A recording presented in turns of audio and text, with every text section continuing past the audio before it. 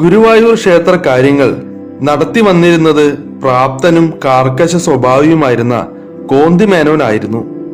സമർപ്പണ ബുദ്ധിയോടെ ക്ഷേത്രകാര്യങ്ങൾ നോക്കി വന്നിരുന്ന അദ്ദേഹം ക്ഷേത്രത്തിൽ പുതിയ മരാമത്ത് പണികൾ പലതും ചെയ്യിപ്പിച്ചു.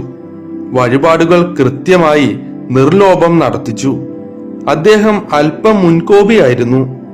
എന്നും നട തുറക്കുന്നതിന് മുൻപായി കുളിച്ച് മേനോൻ ക്ഷേത്രത്തിലെത്തും. പിന്നീട് ഏറിയ സമയവും ക്ഷേത്രത്തിനകത്ത് തന്നെ കാണും. തെറ്റ് കണ്ടാൽ മേനോൻ പൊറുക്കില്ല. ക്ഷേത്രത്തിലെ സൂപ്രണ്ട് ഒരു പട്ടേരിയായിരുന്നു. അദ്ദേഹവും മഹാകാർക്കശ സ്വഭാവക്കാരനായിരുന്നു. ഒരു നാൾ കുന്നിക്കുരു വാരി കളിച്ചിരുന്ന കുട്ടികൾ ഒരു കുസൃതി കാണിച്ചു. ചെപ്പിലുണ്ടായിരുന്ന നാണയത്തുട്ടുകൾ അവർ 2-4 കൈവശപ്പെടുത്തി.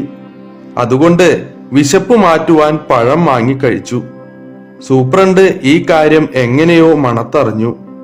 4-5 കുട്ടികളെ ഒരു ദിവസം കൈയോടെ പിടികൂടി. വിശപ്പ് സഹിക്കാൻ കഴിയാത്തതുകൊണ്ടാണ് ചെമ്പുതുട്ടുകൾ എടുത്തതെന്ന് നിഷ്കളങ്കരായ പൈതങ്ങൾ സമ്മതിച്ചു. തക്കതായ ശിക്ഷ നൽകി കാര്യസ്ഥന്റെ പ്രീതി നേടാമെന്ന് പട്ടേരി തീരുമാനിച്ചു. കുട്ടികൾ കൈയും കെട്ടി ക്ഷേത്രത്തിന് പ്രദക്ഷിണമായി 5 തവണ ഓടിക്കൊള്ളണമെന്നായിരുന്നു ശിക്ഷ.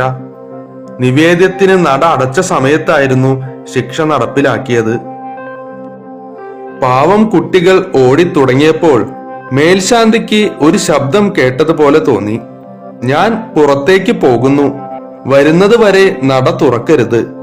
കുട്ടികൾ ഓട്ടം തുടങ്ങി. ഒരു വിധത്തിലുള്ള തളർച്ചയും അനുഭവപ്പെട്ടില്ല. അവർ ഉത്സാഹത്തോടെ ഓട്ടം തുടർന്നു. ഒരു മെലിഞ്ഞ കുട്ടി തങ്ങളുടെ മുൻപിൽ ഓടുന്നതായി അവർക്ക് തോന്നി. അകത്തിരുന്ന മേൽശാന്തിയും പരിഭ്രമിച്ചു. സമയം ഏറെയായി. നട തുറക്കാതിരിക്കുന്നതെങ്ങനെ? കാര്യസ്ഥൻ തൊഴാൻ കാത്തു നിൽപ്പുണ്ട്. വരുന്നത് വരട്ടെ എന്ന് വിചാരിച്ച് അദ്ദേഹം നട തുറന്നപ്പോൾ ജനങ്ങൾ കൊടിമര ചുവട്ടിൽ അത്ഭുതപ്പെട്ടു നിൽക്കുന്നുണ്ട്. 5 കുട്ടികൾക്ക് പകരമായി 6ാമതൊരു കുട്ടി ഓടുന്നത് ഭക്തജനങ്ങൾ കണ്ട് ആശ്ചര്യപ്പെടുന്നു. അങ്ങനെ ഭഗവാൻ പരോക്ഷമായി സകലർക്കും ദർശനമരുളി. ആ സമയത്ത് ഒരു അശരീരി കേൾക്കുകയുണ്ടായി. നിഷ്കളങ്കരായ എന്റെ ഇഷ്ടന്മാർ വിശപ്പ് തീർക്കുവാൻ വേണ്ടി 4 നാണയത്തുട്ടുകൾ എടുത്തതിന് അവരെ ശിക്ഷിക്കുകയോ? അവർ വാങ്ങിയ പഴത്തിന്റെ പങ്ക് എനിക്കും സമർപ്പിച്ചിട്ടുണ്ട്. അതിനാൽ ഞാനും ആ ശിക്ഷയ്ക്ക് അർഹനല്ലേ? കാര്യസ്ഥനും സൂപ്രണ്ടും ജീവനക്കാരും തിരുനാമഘോഷത്തോടെ സാഷ്ടാംഗം വീണ് ക്ഷമാപണം നടത്തി.